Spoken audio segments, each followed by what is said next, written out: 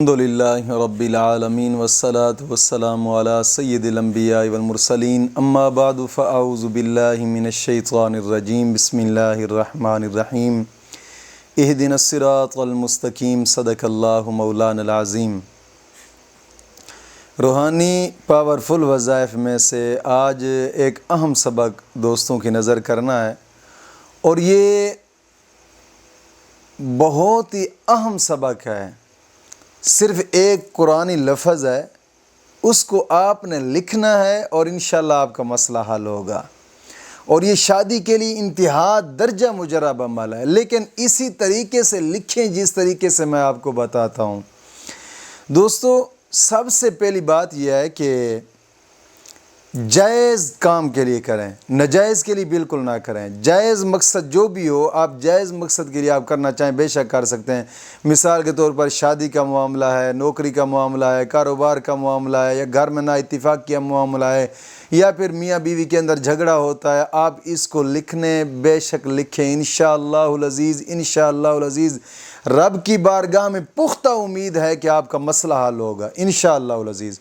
اور یہ صرف ایک لفظ ہے، 3 حرف کا، اور حدیث پاک میں بھی آتا ہے کہ آقا کریم صلی اللہ علیہ وسلم نے فرمایا قرآن کریم کا ایک حرف پڑھنے پر مولا کریم 10 نیکیاں عطا فرماتا ہے، 10 گناہ معاف ہوتے ہیں اور 10 درجات بلند ہوتے ہیں۔ اور نیکی کی نیت سے اگر آپ لکھیں گے، نیکی کی نیت سے، تب بھی آپ کو نیکیاں ملیں گی، اور انشاءاللہ مقصد تو حل ہونا ہی ہونا ہے۔ لیکن کوشش فرمائیں اس کو لکھنے والا جو آدمی ہو نا، لکھنے والا، اس کے لیے جو شرائط ہیں وہ شرائط بھی یاد رکھیں۔ اس آدمی کے لیے سب سے پہلی شرط یہ ہے کہ وہ شخص نماز کا پابند ہونا چاہیے۔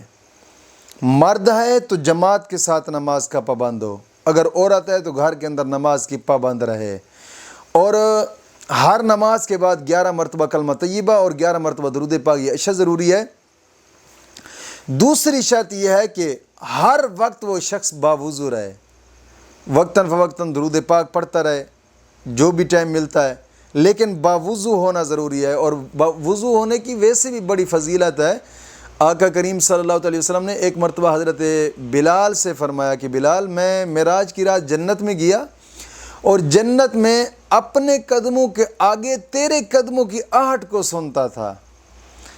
بلال کون سا عمل کرتے ہو؟ تو حضرت بلال نے عرض کیا رسول اللہ صلی اللہ علیہ وسلم، اور تو کوئی عمل نہیں، بس جس وقت میرا وضو ٹوٹتا ہے میں فوراً وضو کر لیتا ہوں۔ یعنی باوضو رہنے کا اتنا بڑی فضیلت ہے۔ کوشش فرمائے، ویسے ہی باوضو رہنا چاہیے انسان کو، اگر یہ عمل کرنا ہے تو اس کے لیے تو یہ شرط ہے نا دوسری، کہ ہر وقت باوضو رہے اور درود پاک کا بھی ورد کرتا رہے۔ اور تیسری شرط یہ ہے کہ اپنے تمام گناہوں سے توبہ اور آئندہ گناہ نہ کرنے کا ایک پختہ عزم کرنا۔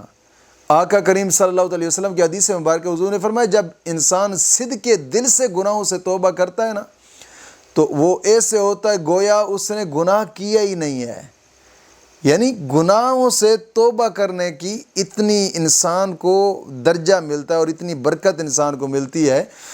آقا کریم صلی اللہ علیہ وسلم نے فرمایا کہ گناہوں سے توبہ کرنے والا شخص، ایک تو مولا کریم اس کا دل کا بوجھ ہلکا فرما دیتا ہے، اور دوسرا اس کی دعائیں قبول ہوتی ہیں، اس کی دل کی آرزویں قبول ہوتی ہیں، اور سب سے بڑا فائدہ اس کو یہ ہوتا ہے کہ آقا کریم صلی اللہ علیہ وسلم نے فرمایا توبہ کرنے والا اللہ کا دوست ہے۔ التائب حبیب اللہ، فرمایا توبہ کرنے والے کو اللہ اپنا دوست رکھ لیتا ہے۔ دوستو، جب اللہ اپنا دوست رکھ لینا تو دنیا کی کوئی چیز ایسی نہیں ہے کہ جو اس سے جناب بعید ہو، دور ہو۔ کوشش فرمائیں۔ اور چوتھی شرط کہ کوشش فرمائے کہ قرآن کریم کی تلاوت کریں جتنی ہو سکتا ہے۔ لازمی نہیں ہے کہ بہت زیادہ، جتنی مناسب ہو آپ کو کوشش کریں کہ قرآن پاک تو ویسے پڑھتے رہنا ہے، لیکن جتنا آپ کو دل کرے قرآن کریم کی تلاوت لازمی کرنی ہے، روزانہ کی بنا پہ کوئی بھی وقت کریں آپ۔ اور ان شرائط کے ساتھ آپ اس وظیفے کو جب بھی آپ اس ایک حرف کو کسی مقصد کے لیے لکھیں گے نا، انشاءاللہ آپ کا مقصد حل ہوگا۔ آپ نے اس لفظ کو لکھنا ہے۔ گھر میں کوئی چوری ہوئی ہے، آپ نے اس کو لکھ کر گھر میں رکھ لیں، انشاءاللہ چور برآمد ہوگا یا مال برآمد ہوگا انشاءاللہ العزیز۔ اگر آپ اس کو شادی کے لیے کرنا چاہتے ہیں یا آپ کسی محبت کے معاملات میں اس کو لکھنا چاہتے ہیں، جائز محبت ہو، ناجائز نہ ہو۔ ناجائز کے لیے تو وظائف ویسے ہی نہیں ہوتے اور نہ ہی وظائف کوئی اثر کرتا ہے ناجائز کے لیے، جائز کام ہونا چاہیے۔ جائز کام کے لیے آپ اس کو کریں، اور کرنا بھی اسی طریقے سے کہ جب آپ اس کو لکھیں گے سب سے پہلے 2 رکعت نماز نفل حاجات پڑھیں۔ اگر کوئی اور وقت ہے، اگر نماز چاشت کا وقت ہے تو پھر تو کیا بات ہے، سونے پہ سہاگا جسے کہا جاتا ہے۔ نماز چاشت اور اشراق پڑھنے کے بعد آپ اس کو لکھیں اس طریقے سے کہ اس دن کی نماز چاشت اور اشراق آپ نے دھوپ پہ کھڑے ہو کر پڑھنی، یعنی کھلا آسمان ہو، کھلے آسمان کے نیچے کھڑے ہو کر نماز چاشت اور اشراق پڑھیں، اور پھر پڑھ کر اول آخر 11 مرتبہ درود پاک پڑھیں، اور پھر ایک لفظ کہف آنکھیں بند کر لینی ہے، دل دماغ ضمیر اپنے رب کی بارگاہ میں جھکا لینا ہے، جھکا کر اس ایک لفظ کو اپنی منزل مقصود، اپنا مقصد مد نظر رکھ کر اس ایک لفظ کو 1000 بار پڑھنا ہے۔ 1000 بار پڑھ کر پھر اس لفظ کو ایک ورقے پر 11 مرتبہ لکھنا ہے۔